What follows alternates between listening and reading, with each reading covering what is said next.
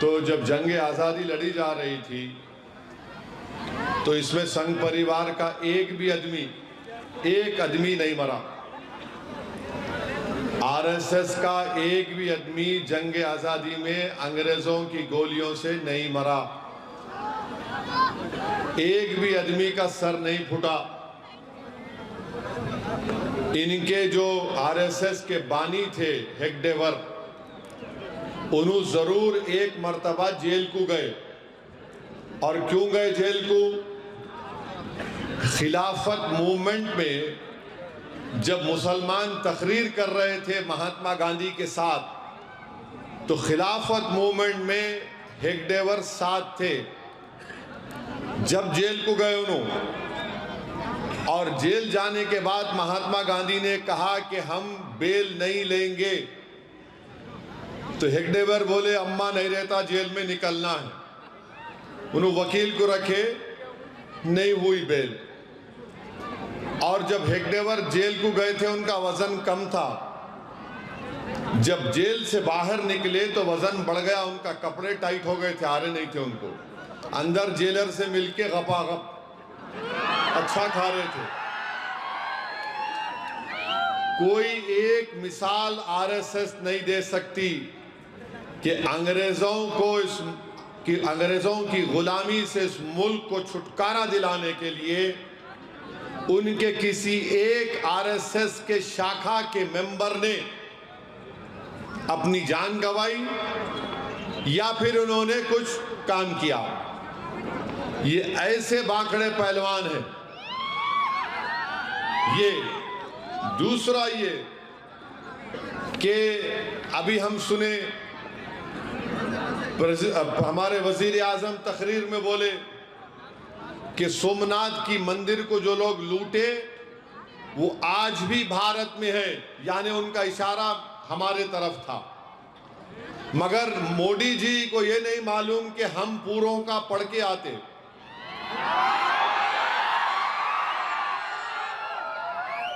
तो सालार अपनी तकरीर में बोलते थे कि अगर किसी को अपनी जन्म पत्री मालूम करना है तो मंजलिस पे कंकर फेंक के देखो, हम पूरा खोल देते छिजरा तुम्हारा। 1950 के ऑर्गेनाइजर मैगजीन में गोलवालकर, जिसको मोदी अपना गुरु बोलते, उन्होंने उसमें ये लिखे, अच्छा हुआ लाया मैंने तो बोलते नहीं लाया, ये कागज है। आरएसएस वालों तुम्हारे को रात में नींद नहीं आती। अब जनवरी 4, 1950 का गोलवालकर का बयान ऑर्गेनाइजर मैगजीन में है कि वो लिख रहे, क्या लिख रहे? हाँ बैठो जी, बैठो बैठो। उन्होंने क्या, अरे गेम बदल देंगे जी पूरे भैंसे में। उन्होंने क्या बोल रहे कि महमूद गजनवी सौराष्ट्र के लोगों को अपने साथ लिया, और महमूद गजनवी ने जब सोमनाथ की मंदिर पे हमला किया तो उनके साथ हिंदू लोग थे और सोमनाथ की मंदिर को लूटा गया और उसमें साथ देने वाले हिंदू थे। हम मोदी जी से और आरएसएस के जो लोग आज विड्रॉ हो गए, मेरे आने से पहले विड्रॉ हो गए। उनको मालूम था मैं आने से पहले भाग जाना। तो अब ये सच है या झूठ है? बोलो, ये सच है। आरएसएस वालों, गोलवालकर ये बात कह रहे हैं। कौन थे वो लोग जो महमूद गजनवी के साथ सोमनाथ की मंदिर को लूटे? उनका नाम बोलो। आप नहीं बोल सकते। और आपको जानकर हैरत होगी कि जब पूरे भारत में क्विट इंडिया मूवमेंट हो रहा था, जितने लोग उस वक्त जो भी थे, एमएलए, एमपी, कॉर्पोरेट, सब इस्तीफा दे रहे थे। कौन मोहम्मद अली जिन्ना के साथ हुकूमत बनाया? कौन थे वो जिन्ना जो भारत टू नेशन थियरी की बात किया, जिसको हमने, हमारे बुजुर्गों ने मुस्तरद किया, रिजेक्ट किया। बताओ आरएसएस वालों, क्या श्यामा प्रसाद मुखर्जी और मोहम्मद अली जिन्ना के साथ तुमने हुकूमत की नहीं की अंग्रेजों से मिलकर? और श्यामा प्रसाद मुखर्जी उस कैबिनेट में मंत्री थे जिसका चीफ मिनिस्टर वो आदमी था जिसने मुस्लिम लीग के कॉन्फ्रेंस में पाकिस्तान का करारदाद या रेजोल्यूशन को मूव किया था। तो याद रखो आप, ये इनकी तारीख है। श्यामा प्रसाद मुखर्जी मुस्लिम लीग के साथ मिलकर हुकूमत कर रहे थे। पूरे भारत में लोग क्विट इंडिया बोल रहे थे अंग्रेजों को। लिनिंगडो को श्यामा प्रसाद मुखर्जी ने क्या खत लिखा वो भी मैं जानता हूं, मगर आपको इनकी तारीख बता रहा हूं। और मेरे अजीज दोस्तों और बुजुर्गों, आज जो भैंसा में अभी जाबिर साहब बोले कि वार्ड नंबर 24 में यहां पर आरएसएस के लोग, हिंदू वाहिनी के लोग एक आजाद को सपोर्ट करो बोल के बोल रहे, और यहां पर कांग्रेस भी नहीं है। यानी ये पूरे तेलंगाना में भैंसा एक वाहिद जगह है जहां पर कांग्रेस पार्टी भैंसा की ओपनली आरएसएस को बोल रही आई लव यू।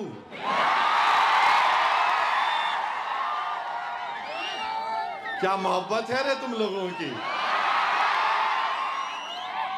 हम तो जानते हैं अंदर से थी, आज जबान पे आई गई। तो ये मिलके यहां पे काम कर रहे। और फिर भैंसा में 26 वार्ड है। बीजेपी कितने लड़ रही? 12 लड़। कितने लड़ रही बीजेपी? 12 लड़ रहे। बास जगह पे तो बीजेपी कांग्रेस मिलके एमआईएम से लड़ रहे हैं। वार्ड नंबर 15 में यहां पर अपना कैंडिडेट बीजेपी विड्रॉ कर लेती है और बोलती है कि कांग्रेस के कैंडिडेट को वोट दे दो। वार्ड नंबर 22 में एमआईएम के कैंडिडेट को रोकने के लिए वहां पर अपना कैंडिडेट। वार्ड नंबर 26 में भी बीजेपी अपना कैंडिडेट विड्रॉ कर लिए। वार्ड नंबर 24, 25, 26 में बीजेपी अपना कैंडिडेट उठा लिए और उनको बोल रहे इंडिपेंडेंट का साथ दो। अब मैं ये इंडिपेंडेंट से पूछना चाह रहा हूं, बेटा तू कर रहा क्या आजकल? 11 को तो इलेक्शन हो जाता ना, उसके बाद क्या होगा तेरा कालिया? काई को कर रहा है बेटा? आजा, मैं तेरे गले से लगाने तैयार हूं, आजा तू। कुछ होने वाला नहीं है, खामखा सर फोड़ रहे तुम। और ये बीजेपी कांग्रेस वालों, याद रखो तुम्हारी ये लव स्टोरी को पूरे भारत में बोलूंगा मैं अब। 2026 love story of Congress and BJP in भैंसा। क्या है ये?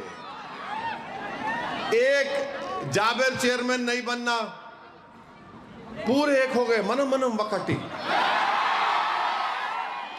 ये क्या है बाबा?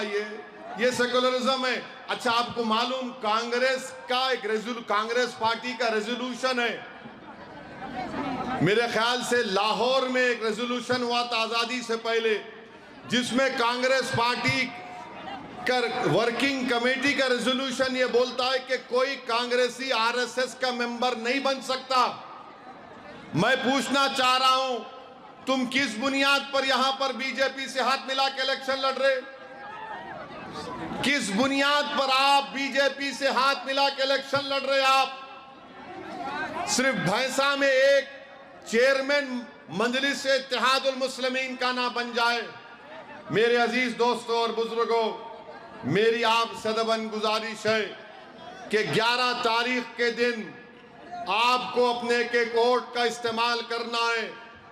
भैंसा में अगर कोई ऐसे भी लोग हैं जो ज्यादा खुद एतमादी का शिकार हैं, नहीं नहीं नहीं हम जीत रहे, अगर आप वोट नहीं डालेंगे अपना, तो याद रखिए आने वाली नस्लें उन वोट नहीं डालने वालों को माफ नहीं करेगी।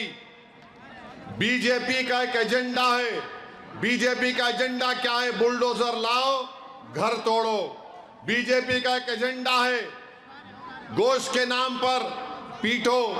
बीजेपी का एक एजेंडा है गाय की रक्षा के नाम पर मॉब लिंचिंग करो। बीजेपी का एक एजेंडा है कि अगर जहां कहीं भी इबादत हो रही, चाहे वो ईसाइयों की हो, मुसलमानों की हो या किसी की हो, नहीं मजहब तब्दील किया जा रहा, वहां पर कुछ जाके गड़बड़ करो, नाम देखे बाबा नाम बदल दो। ये बीजेपी का एजेंडा है। अब भैंसा की आवाम को बीजेपी आरएसएस के एजेंडे में उसको रोकना है, उनको शिकस्त देना है। और उसका बेहतरीन तरीका यह है कि आप 11 तारीख के दिन अपने एक एक वोट का सही इस्तेमाल करते हुए पतंग के निशान पर आपको अपना सिंबल लगाना है, वहां पर सील लगाना है। मशीन नहीं है, बैलेट पेपर पर आपको पतंग के निशान पर वहां पर सील लगाना है। और मैं आपको एक और बात बता के जा रहा हूं, तेलंगाना में एसआईआर होगा, और एसआईआर जब होगा, उत्तर प्रदेश में कई जगह से मीडिया से रिपोर्ट आ रही है कि मुस्लिम अक़लियत के नामों को निकालने के लिए फॉर्म 7 डाला जा रहा है। मैं उम्मीद करता हूं कि जाबिर अहमद साहब इस इलेक्शन के ख़त्म होने के बाद इंशाअल्लाह अल्लाह उनको चेयरमैन बनाएगा। उसके फौरन बाद वो एसआईआर पर पूरे भैंसा की गरीब आवाम की रहनुमाई करेंगे, और जितने जेन्युइन वोटर हैं उनका सही मैपिंग होगा, और जिसको दस्तावेजात की जरूरत पड़ेगी वो मैं आपसे वादा कर रहा हूं कि इंशाअल्लाह ताला भैंसा में मजलिस इत्तेहादुल मुस्लिमीन आपकी पूरी मदद करेगी। बल्दिया में जेन्युइन वोटर का नाम है, 2002 की वोटर लिस्ट में नाम है, तो फिर उनका भी नाम डालना फॉर्म में, उनकी औलाद का भी नाम डालना, जो डॉक्यूमेंट्स है उसका भी अभी आपके सामने मुझे बताया गया कि वो दिया जाएगा। मेरी आपसे एक ही अपील है कि बीजेपी आरएसएस कांग्रेस की साजिश का शिकार मत होइए। क्यों एक भैंसा से दुश्मनी क्यों है? क्योंकि यहां पर आपके वोट से आपका नुमाइंदा चेयरमैन बनकर आता है। दुश्मनी क्यों है, नफरत क्यों है? क्योंकि डेवलपमेंट के काम करवाए गए, सुकून और राहत की जिंदगी का इंतजाम मजलिस इत्तेहादुल मुस्लिमीन ने यहां पर मुहैया करने की कोशिश की। हमने बीजेपी और फिरका परस्ती के एजेंडे को यहां पर नाफिद होने नहीं दिया। मजलिस कभी किसी मजहब के खिलाफ थी, ना कभी रहेगी। मजलिस ना हिंदू भाई बहन के खिलाफ थी, मजलिस ना किसी दलित के खिलाफ थी, मजलिस ना किसी बैकवर्ड क्लास के खिलाफ थी, ना ईसाई ना सिख किसके खिलाफ नहीं है, ना रहेगी। मगर हम मसावात और हुकूक और हिस्सेदारी की बात करते हैं। हम फिरका परस्ती के ताकतों को कमजोर करने का प्रोग्राम लेकर आगे बढ़े हैं।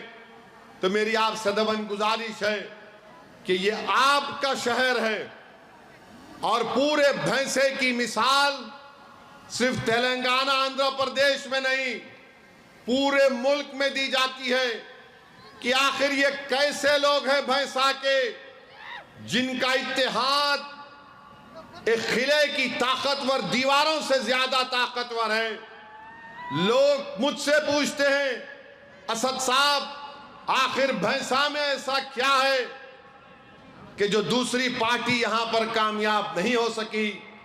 आखिर भैंसा की आवाम में आखिर ये है क्या कि जो कोई आता यहां पर सर पटक के मायूस होकर चला जाता? मैं उनको एक ही कहता हूं कि भैंसा की आवाम गयूर आवाम है। भैंसा की आवाम जालिम को पहचानती है।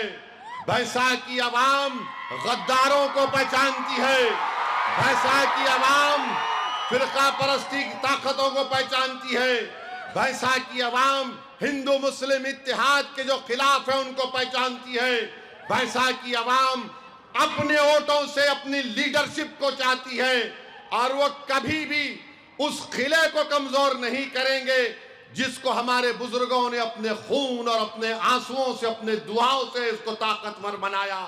ये तुम्हारा इत्तेहाद याद रखो नौजवानों, भैंसा में ये सिर्फ महीने 2 महीने में नहीं तामीर किया गया, इसमें हमारे बुजुर्गों ने अपना खून लगाया, अपनी आंसुआं लगाई, इसमें उनकी कुर्बानियां हैं। अरे कभी इस जाबिर से पूछो जो आज तुम्हारे सामने नजर आता चेयरमैन, मैं जानता हूं कई मर्तबा जाबिर को भैंसा से पुलिस भगा देती थी कि तुम इतने दिन तक भैंसा को नहीं आना। जाबिर अहमद के साथ कई लोग चले जाते थे, मगर मुश्किलों का सफर था, खाक और खून के दरियाओं से गुजरकर इस मुकाम को हासिल किया हमने। और यही मिसाल मैं देता हूं। मैं हर जगह तेलंगाना में, मुल्क के कोने कोने में जाता हूं तो मजलिस के लोगों को कहता हूं कि थोड़े दिन के लिए कुर्बानी दो, थोड़े अरसे के लिए अपने आप को सख्त बना लो। अगर तुम उस मरहले से गुजर जाओगे तो याद रखो अल्लाह तुमको और हमको इख्तिदार से नवाजेगा। मेरे भाई, ये इख्तिदार आपका है, ये इज्जत आपकी दी हुई है, ये ताकत आपकी है, ये पूरे भैंसे की पहचान तुम्हारे इत्तेहाद की निशानी है। आज दुश्मन आता है इसलिए आता है कि तुम्हारे इत्तेहाद को कमजोर किया जाए, दुश्मन आता है इसलिए कि तुम्हारी ताकत को कमजोरी में तब्दील किया जाए, दुश्मन आता है इसलिए ताकि जो लोग नहीं पसंद करते कि तुम्हारी जमात का कोई नुमाइंदा यहां पर इतनी ताकतवर मौक़िफ़ को इख्तियार कर रखे। तो मैं आपसे अदबन गुजारिश करने आया हूं, दुश्मन को शिकस्त दो, उसके इरादों में उसको नाकाम कर दो, उसके मंसूबों पर पानी फेर दो। तुम एक शीशा पिघलाई हुई दीवार की तरह मुत्तहिद हो, उस इत्तेहाद को और मजबूत कर लो। और उनसे हम पुकार कर कहेंगे, दुश्मनों से हम पुकार कर कहेंगे, बीजेपी, आरएसएस, हिंदू वाहिनी से और उन मीर जाफर और मीर सादिक से, बेटा आजमा ले हमको, आजमा ले। ये इत्तेहाद की दीवार गिरने वाली नहीं है इंशाअल्लाह ताला। जाबिर अहमद मर जाएगा, असदुद्दीन ओवैसी मर जाएगा, हम कब्रों में हमारी हड्डियां गल जाएंगी, मगर खुदा की कसम ये भैंसा हमारा किला था और हमेशा रहेगा। ये हमारे इत्तेहाद का किला है, ये हमारी सियासी ताकत का किला है, ये हमारी पहचान है और इंशाअल्लाह ताला वो रहेगा।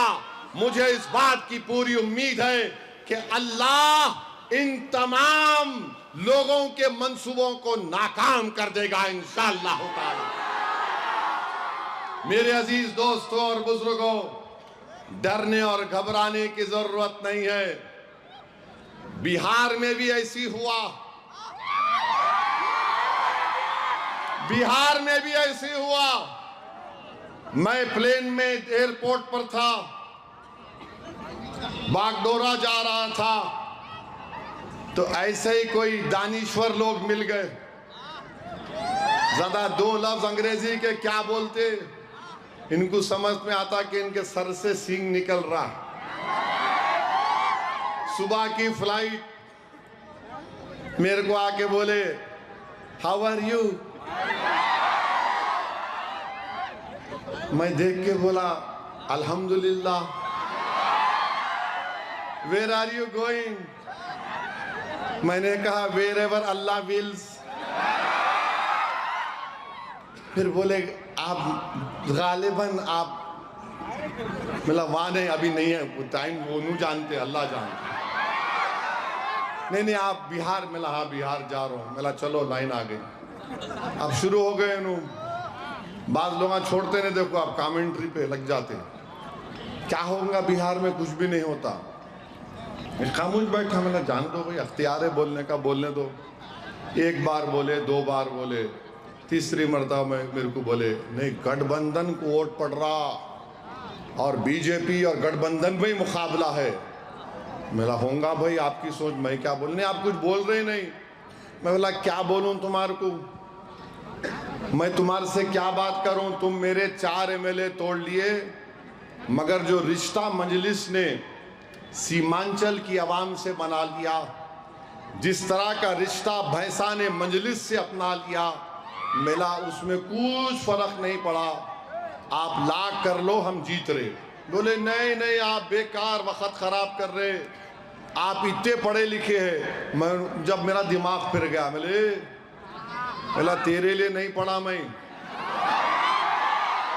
मेरे मरहूम वालिद ने मुझसे कहा जाओ बैरिस्ट्री की डिग्री लाओ, इस गरीब आवाम की खिदमत करना है, मैं उसके लिए पढ़ा। मिला तेरी मुंह से तारीफ सुनने के लिए नहीं डिग्री लिया मैं। मिला आप ज्यादा बात नहीं करना, प्लेन में कुर्सी में बैठो, प्लेन उड़ेगा, प्लेन लैंड करेगा, हम जाके जीतेंगे और तुम्हारे पूरे जो तुम जो बातें कर रहे ना, पूरे के पूरे नहीं बोलता मैं यूं, अरे अरे ऐसा बात कर रहे, अरे मिला सुबह सुबह तुम क्या लगा लिए बाबा, वहां गए बिहार में सब ऐसी बोलो नहीं नहीं नहीं, मजे हैदराबाद की बिरयानी नहीं पकती, कुछ नहीं है यहाँ पे गठबंधन, यहाँ पे वो सरकार बदलना है।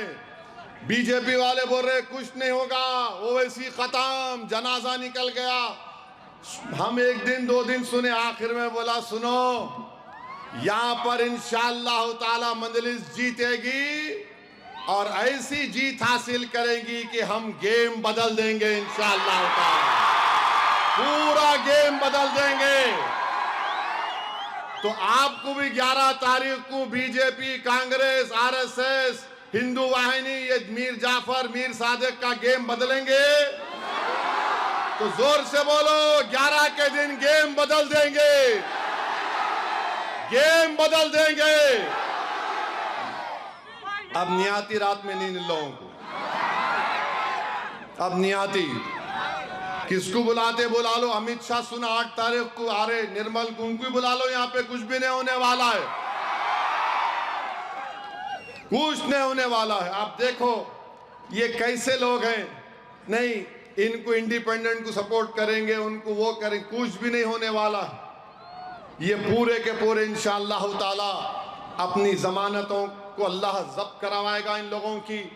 और मैं नौजवानों को बता रहा हूं, मैं बचपने से अपने मरहूम वालिद के साथ, जब मेरी उम्र 12 या 13 साल की होगी, हम लोग भैंसा को आ रहे, कभी आते थे तो कभी जाबिर साहब या तो जेल में मिलते थे या फिर मालूम होता कि शहर बदर कर दिए गए। वो डाक बंगला शायद आज भी है, वो डाक बंगला आज भी है मेरे भाई। मैं आपको बात कर रहा हूं 40 साल के ऊपर की बात कर रहा हूं। मैंने अपनी आंखों से देखा कि मेरे मरहूम वालिद, मेरे कायद, लाइट बंद हो जाती थी तो चद्दर लाकर उस डाक बंगले के बड़ा चबूतरा भी है नहीं मालूम मेरे को, उस चबूतरे पे कायद चादर बिछाकर सो जाते थे, क्योंकि हम आदी नहीं थे। मैं देखता था कि मजलिस के रहमत हुसैन जैदी मरूम, अल्लाह उनकी मग़फ़िरत करे, और मोहतरम अहमद पाशा कादरी साहब सालार के साथ जाते थे। मेरे भाई ये मुश्किलों का सफ़र था, तब जाकर ये सब मुकाम हासिल हुआ। और आज जितने लोग इलेक्शन लड़ रहे, मैं इन सब से बोल रहा हूं, खबरदार, तुम मजलिस से बढ़ के नहीं है, याद रखो। और तुमको याद रखना है, तुम जीतना आसान है, वफादारी करना बहुत बड़ा मुश्किल काम है। वफादार रहो जमात के।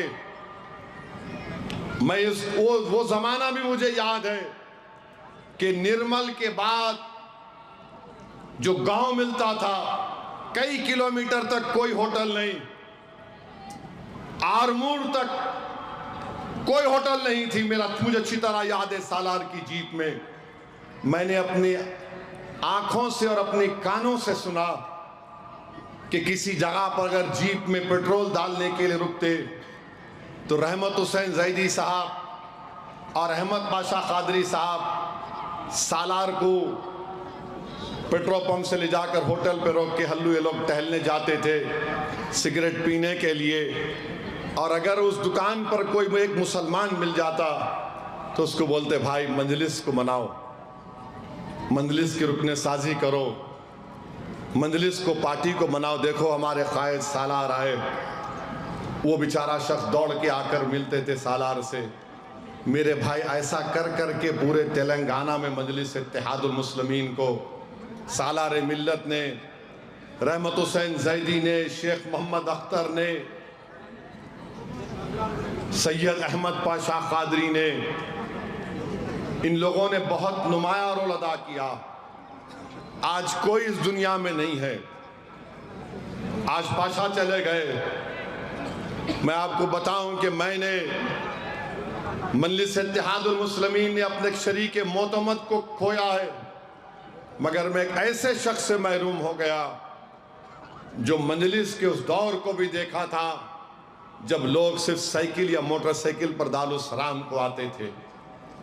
मैं ऐसे शख्स से महरूम हो गया उसके तजुर्बे से जिसने अब्दुल वाहिद ओवैसी को देखा, सालार के साथ जेल को गए, मुश्किलात उठाई। बिदर के 16 सुतून की मस्जिद में अहमद पाशा कादरी 3 या 4 महीने से ज्यादा जेल में थे। मेरे भाई, हम अपने बुजुर्गों की कुर्बानियों के नतीजे से अल्लाह ने हमको इस मुकाम को अता किया। वैसे के नौजवानों, अब तुम्हारी बारी है कि तुमको अपने मजबूत खंडों पर इस जमात को लेके आगे बढ़ना है। नहीं मालूम मेरी जिंदगी का चिराग कब बुझ जाए अल्लाह जानता है, मगर मेरी एक ही ख्वाहिश है। मैं हमेशा अल्लाह से दुआ करता हूं कि रब्बे करीम, हक तो यह है कि हक अदा ना हो सका, तूने बेशुमार नेमतों से मुझे नवाजा। अल्लाह, मेरी आंख बंद होने से पहले मेरी एक ही ख्वाहिश ये है कि हिंदुस्तान के कोने कोने में भैंसे की तरह इत्तेहाद पैदा हो जाए। मेरी एक ही दुआ है कि जिस तरह कौम की तड़प यहाँ के बच्चों में है, यहाँ के बुजुर्गों में है और खास तौर से यहाँ की माओं में है, उस तरह का एक धड़कता हुआ दिल अल्लाह उनको दे दे। और मुझे यकीन है कि इंशाअल्लाह ताला वो दिन आएगा। मैं रहूं या ना रहूं, मेरी इस तकरीर के अल्फाज को तुम याद रख लेना। ये नौजवान, तुम देखोगे वो दिन कि हमने कहा था और इंशाअल्लाह ताला हम उस दिन को हासिल करेंगे। दुश्मनी क्यों है? दुश्मनी इसलिए है कि मजलूमों को लीडर बना रही है मजलिस। दुश्मनी क्यों है कि नहीं देखना चाहते ऊंची कुर्सी पर। दुश्मनी क्यों है कि हम इसके सामने ठहरेंगे, ये हमारे सामने कुर्सी पर बैठेगा पैर पे पैर डालकर। यही नफरत है। ये हमको ये चाहते हैं कि हम इनके सामने हाथ बांधकर सर झुकाकर बात करें। सालार ने हमको ये मिजाज दिया, मजलिस इत्तेहादुल मुस्लिमीन ने हमको मिजाज दिया कि कुर्सी भी हमारी होगी, हम बैठेंगे कुर्सी पर, पैर पे पैर डाल कर तेरी आंख में आंख डालकर बोलेंगे ये काम तेरे को करना पड़ेगा, ये गरीबों का काम है। यही चीज इनको पसंद नहीं आती। क्यों दुश्मनी है मुझसे? क्यों मेरी गाड़ी पर 6-6 गोलियां चलाई गई? मारने वालों ने कहा बहुत बोलता है इन्हें, इसकी जबान बड़ी तड़क है। अरे जबान तो तड़क ही रहेगी। इंसान को अल्लाह ने जबान दी ताकि जालिमों को जालिम बोल सके। अल्लाह ने इंसान को जबान दी ताकि मजलूम का साथ दे सके। अगर ये गुनाह है तो सुन लो जालिमों, तुम्हारी गोलियां खत्म हो जाएंगी, मैं मर जाऊंगा, मगर हजारों मेरी तरह लोग खड़े हो जाएंगे और इस कौम की खिदमत के लिए ना सिर्फ खिदमत करेंगे बल्कि उनका मुकाम दिलाएंगे। तो मेरे अजीज दोस्तों और बुजुर्गों, मेरी आपसे अपील है कि 11 तारीख के दिन अपने के कोर्ट का इस्तेमाल करिए, इनकी बातों में मत आइए। मेरी तकरीर के बाद अब शैतान ज्यादा एक्टिव हो जाता, कल सुबह से उन्हें शुरू हो जाता, अरे नहीं आया इन्हें, तो कल से शुरू बोली और नहीं नहीं ऐसा नहीं है, माहौल कुछ है भाई, उन्हें वैसा इन्हें वैसा, कुछ नहीं होता, ये सब रेशमी नाड़े हैं, याद रखो, कुछ होने वाला नहीं है। महाराष्ट्र में गए कि वीडियो एक आ गया, इम्तियाज जलील महाराष्ट्र के मुसलमानों का सबसे बड़ा लीडर बन चुका है अल्हम्दुलिल्लाह। वो ऐसा हो गया, अरे मैं बोला बाबू कुछ नहीं होगा, सब खेल खेल लिए पूरे लोग, जैसा यहाँ खेल रहा है ना इन्हें, झम्मक झक्का है, झम्मक झक्का, वो क्या बोलते हैं उसको, वो इमली के कौन से, वो घेरा डालते देखो, हाँ यूं लेके टाप मारे ना तो पूरा चुनचो, उसको तुम चुनचे खेल रहे ना, खेलो, मालूम होता तुम्हारे को, वो भी नहीं आता मालूम मेरे को, हम गेम बदल देंगे पूरा इंशाअल्लाह ताला। तो मेरे अजीज दोस्तों, महाराष्ट्र में 33 कारपोरेटर औरंगाबाद में मंजलिस के जीते, कितने, 33, शिंदे नीचे, उद्धव ठाकरे नीचे, कांग्रेस नीचे, शरद पवार नीचे, सब परेशानी आखिर है क्या रे भाई। तो औरंगाबाद की आवाम ने कह दिया, जब भैंसे में हो सकता तो हमारे शहर में क्यों नहीं हो सकता। फिर बिहार में समाजवादी पार्टी के अखिलेश यादव कांग्रेस से मिल लिए, राजद से मिल लिए, सीपीआईएमएल से मिल लिए, सीपीआई से मिले, उत्तर प्रदेश से अपने 5-6 एमपी को भिजाए, और उनका एक ही काम था, सुबह शाम मंजलिस का वजीफा पढ़ो, बस मंजलिस का वजीफा पढ़ो, मंजलिस ये मंजलिस वो। हम भी क्या किए, बिहार में तो उनको जवाब मिल गया, मगर मेरा कायद सालार है, और सालार के पैरों के पास बैठकर मैंने सियासत सीखी। सालार ने हमको ये बताया कि कभी भी किसी का कर्जा बाकी नहीं रखना। हम लोग गए शिवाजी मानखुर्द में, समाजवादी पार्टी का एमएलए अतीक एक नौजवान है, उस नौजवान को देखे तो मुझे जाबिर अहमद साहब की जवानी याद आई। उस बच्चे ने सिर्फ 12,000 वोट से असेंबली की सीट नहीं जीत सका। हमने कहा अतीक, बलाला साहब को जिम्मेदारी दी गई, अल्हम्दुलिल्लाह बलाला साहब और तमाम जिम्मेदारों ने बड़ी मेहनत की, अल्लाह उनको उसका दीन दुनिया में अजर दे। वहां पर 8 वार्ड है, पूरी ताकत लगा दिए समाजवादी कांग्रेस वाले, उद्धव ठाकरे के लोग भी आ गए, नहीं नहीं नहीं मंजलिस नहीं जीतना। 8 में से 6 वार्ड मंजलिस जीती, 6 वार्ड। एक दलित उबाले साहब जीते, और पूरे मुंबई में 8 कारपोरेटर हमारे जीते।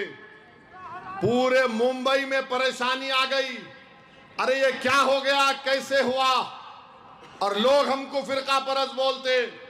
हैदराबाद को मेरे पास आए, वो 8 कारपोरेटर आकर बोले कि साहब किसको फ्लो लीडर बनाना हम मुंबई की बल्दिया में।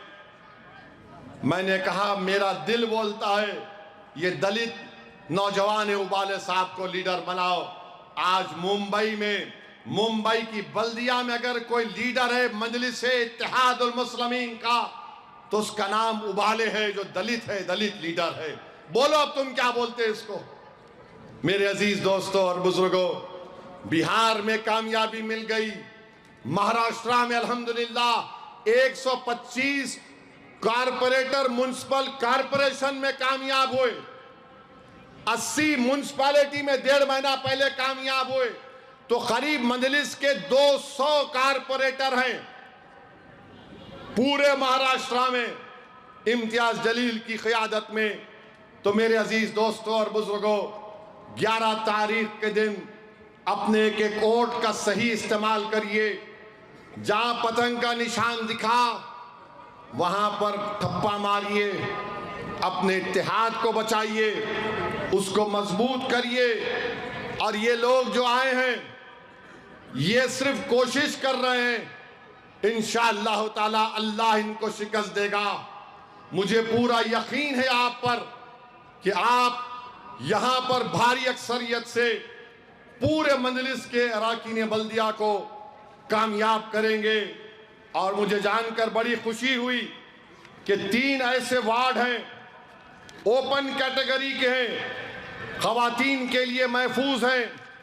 यहाँ पर मजलिस ने हमारी दलित बहनों को यहाँ से उम्मीदवार बनाया है। मैं हमारे दलित भाइयों को, बहनों को, बल्कि बैकवर्ड क्लास के हमारे हिंदू भाई बहनों को कह रहा हूँ, मोदी बोलते हैं ना कि सबसे बड़ा बैकवर्ड क्लास का नेता मैं हूँ। यूजीसी के रेगुलेशन बनाए गए कि किसी यूनिवर्सिटी कॉलेज में भेदभाव नहीं होगा, अक़लियतों से, बैकवर्ड क्लास से, दलित से, आदिवासी से। सुप्रीम कोर्ट में कोई चैलेंज किए, स्टे कर दिए।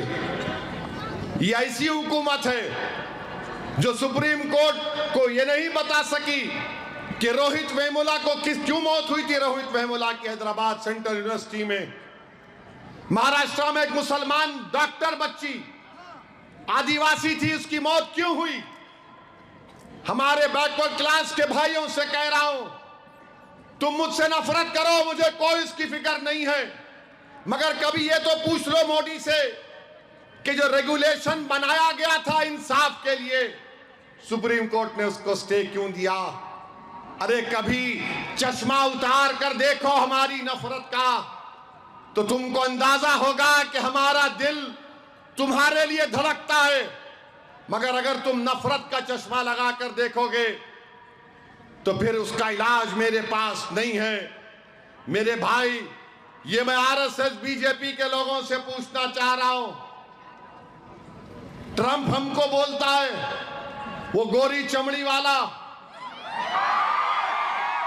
कि भारत ऑयल तेल किससे खरीदेगा। ट्रंप बोल दिया मोदी को रशिया से मत खरीदो, मोदी बोल दिया यस सर। ट्रंप बोल दिया वेनेजुएला से खरीदो, ओके सर। चाइना ने 80% हथियार वो जालिम पाकिस्तान को दिया, अब मोदी बोल रहे चाइना को रेड कारपेट आओ, पैसा लगाओ। भारत का चीफ ऑफ आर्मी स्टाफ किताब लिखा, उस किताब के इख्तिसाबात एक कैरेवन मैगजीन में छापे गए, जिसमें चीफ ऑफ आर्मी लिख रहा है कि मुझे इत्तला मिली कि लद्दाख में चीन के टैंक आ रहे हैं, मैं क्या करूं। मोदी को बोले, डिफेंस मिनिस्टर को बोले, एनएसए को बोले, जितने बड़े बड़े लोग पुरों को बोले, अरे आ गए, आ रहे हैं, आ रहे हैं। तो मोदी की तरफ से क्या जवाब आया, जो उचित है वही करो। हम बोलो यहां बड़े डराते हमारे को, अबे वहां पे क्या हुआ। मोदी जी बोले जो उचित है वो करो। ये क्या बात हुई, ये क्या बात हुई बताओ आप, जो उचित है वो करो। अरे बोलना था मार के उखाड़ के भगाओ उन लोगों को। बल्कि मोदी जी तो मिलिट्री के ऑपरेशन में एक्सपर्ट है, मालूम आपको, याद है, याद है, किसको याद है। फैजुल्ला तुमको याद है नहीं। फैजुल्ला हंसे तो कितना अच्छा दिखते जी।